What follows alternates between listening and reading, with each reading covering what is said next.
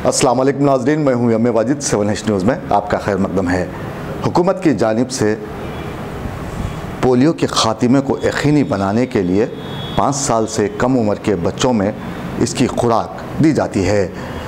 इसी सिलसिले को आगे बढ़ाते हुए ज़िले निर्मल में वाक़े मंडल खानापुर में रुकने असम्बली अजमीरा रेखा ने 5 साल से कम उम्र बच्चों को पोलियो की खुराक पिलवाई।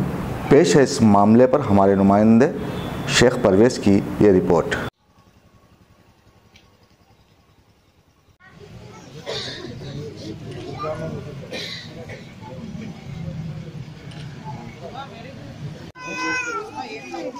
अरे शाले जाना फिर थोड़ा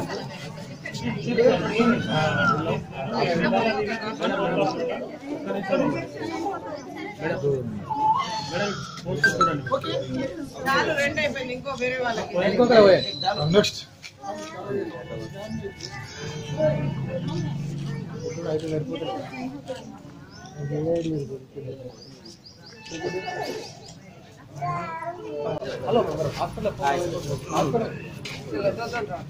चलो आप भी पियो।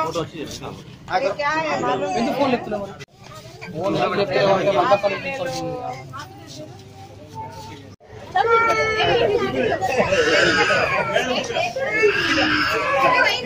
अब करेंगे आपको अपडेट, तो लाइक कीजिए, शेयर कीजिए, चर्चा करना ना भूले। 7H न्यूज़ आपकी आवाज़।